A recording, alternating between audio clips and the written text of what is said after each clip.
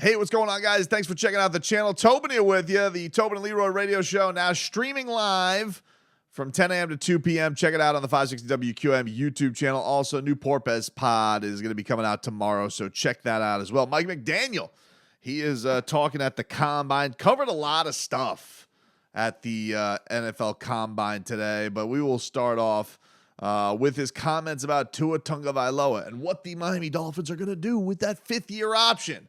Because it is a looming question that every outlet, every debate show wants to know. Will the Miami Dolphins pick up that fifth-year option? And I will say that Mike McDaniel, quite elusive in all of his answering of this today. Here was the Dolphins head coach.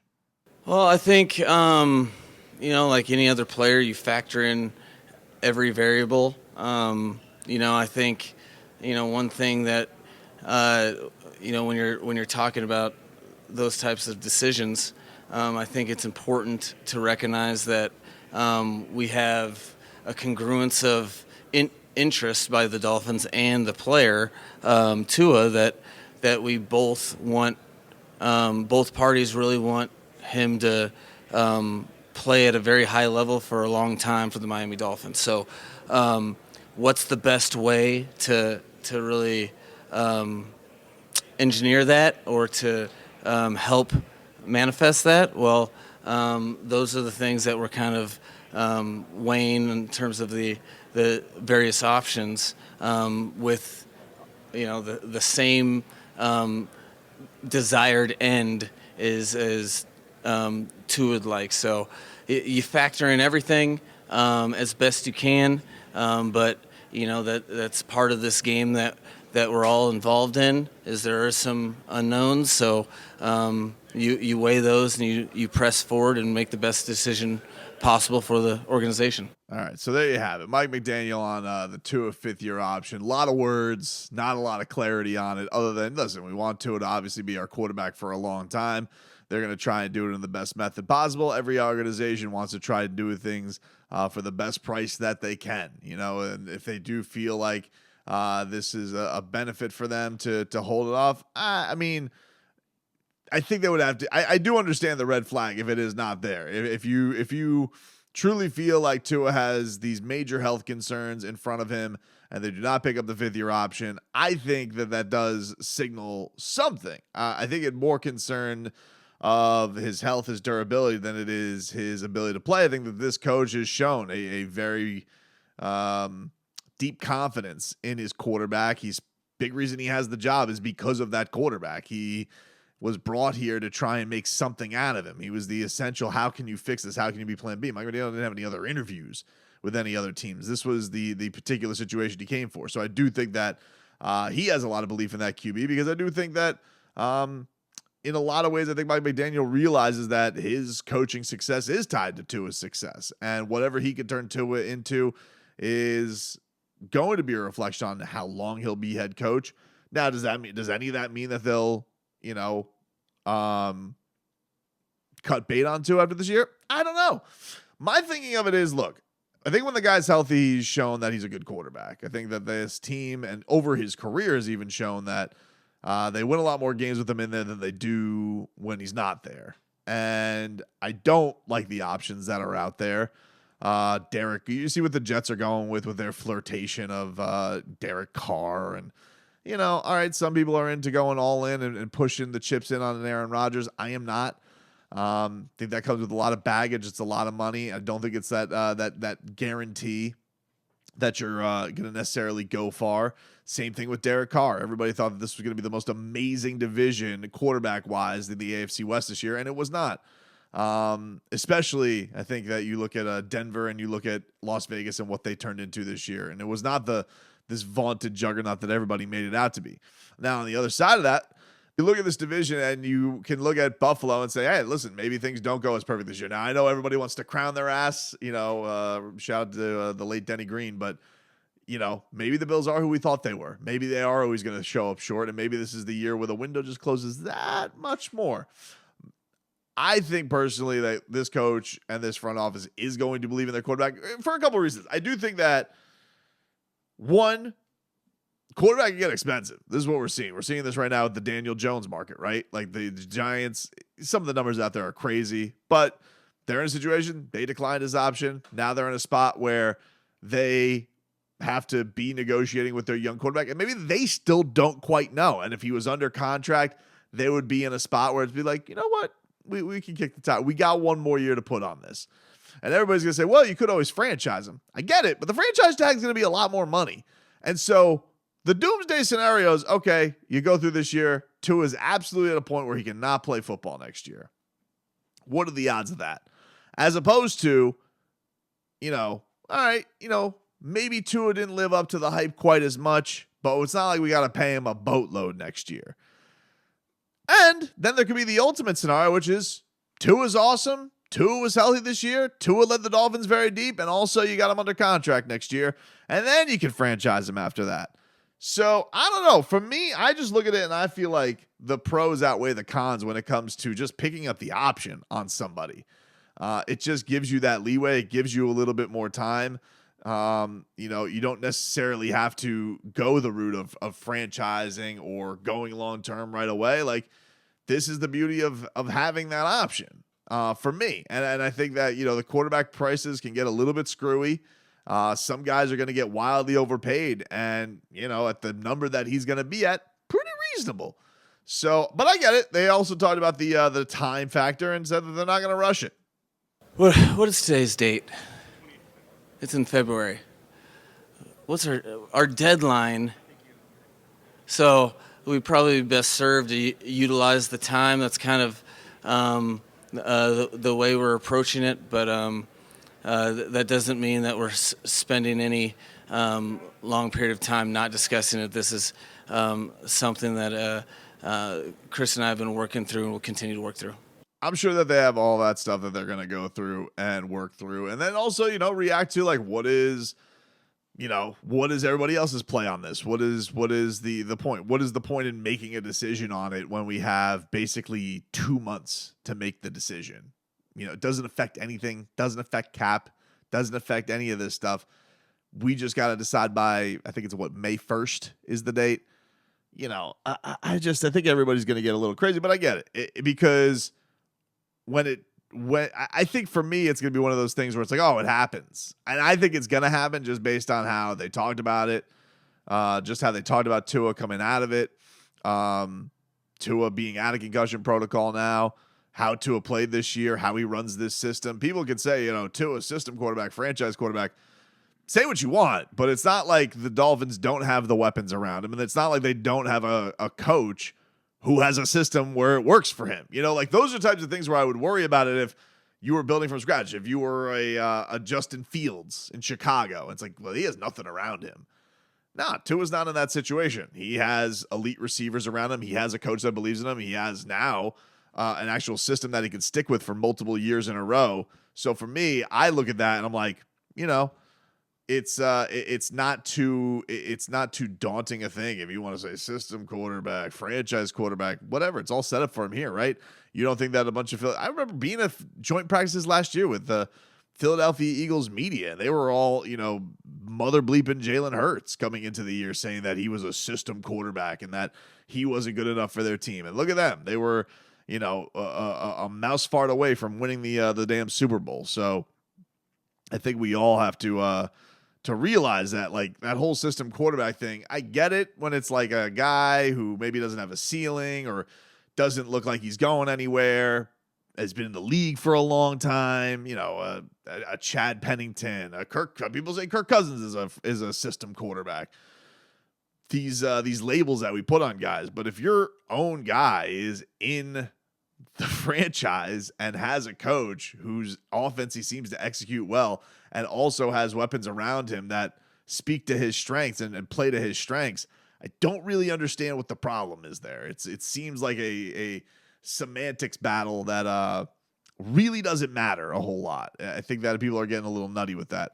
Mike McDaniel also did react to Jordan Poyer. We talked about this a little bit earlier on another video, but about Jordan Poyer, Bill's safety, basically flirting with the Dolphins and also exposing his friendship with exposing is the wrong word there. Revealing his friendship with Tua Tagovailoa and Mike McDaniel, and this is what McCoach had to say about the Bills' safety and captain, liking the idea of playing in Miami. Coach, what are your thoughts on Bills safety Jordan Poyer potentially making this pitch to come to Miami? Well, I'm not in the business of tampering. And I believe, you guys might be trying to get this second-year hustle on me, but we need every draft pick we can get. So I'm all for Dolphins fandom. And the more players that, even if they're on our opponent's team, if they're cheering for Dolphins, I think that's good for all of us. Right, Hal? Oh, now you don't have an opinion. Okay.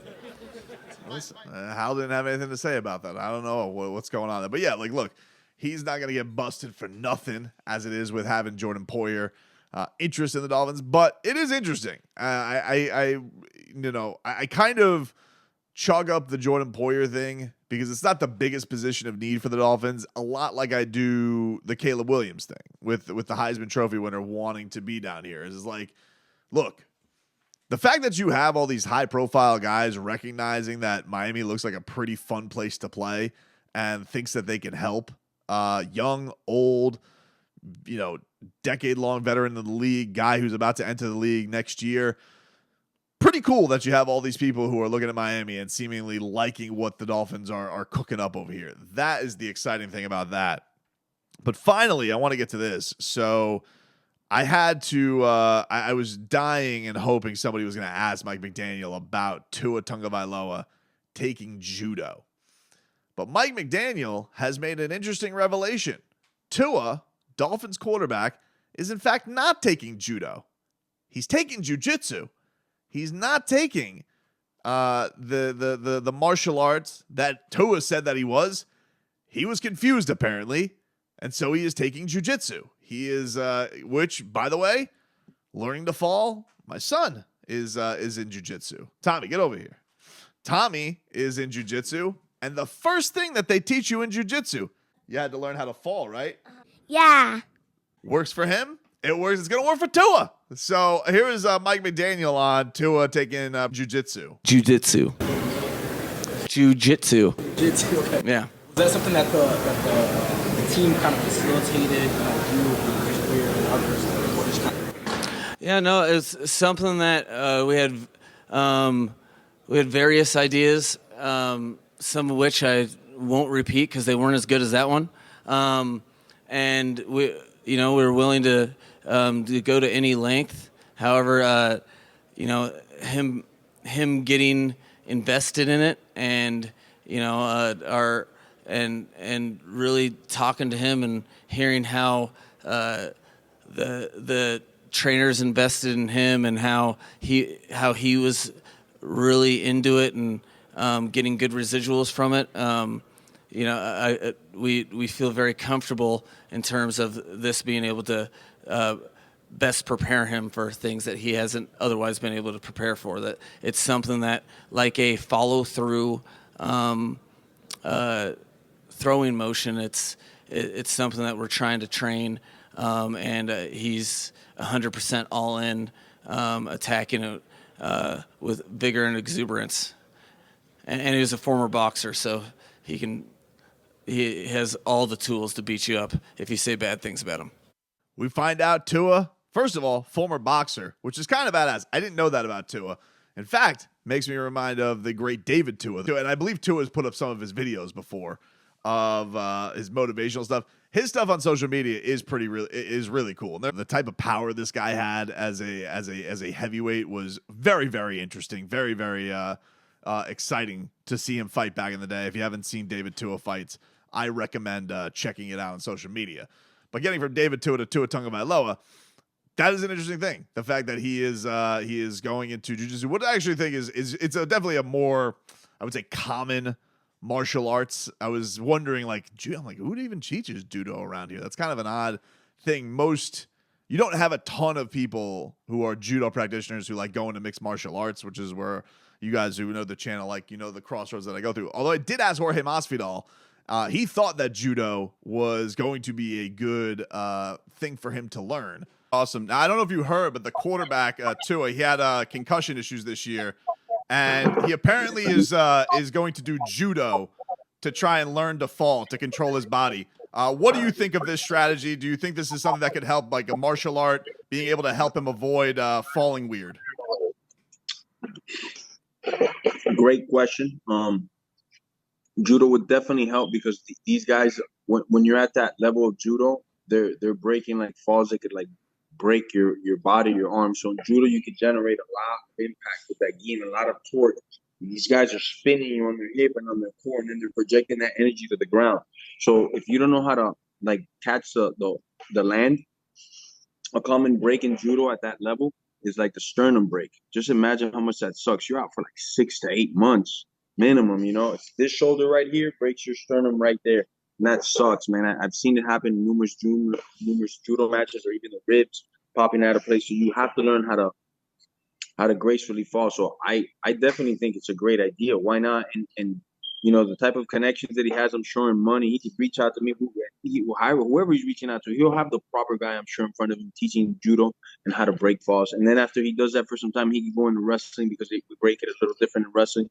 And then, you know, just stay in the martial arts world because he's in a contact sport for a living, you know, so you should be involved in some type of combat, you know.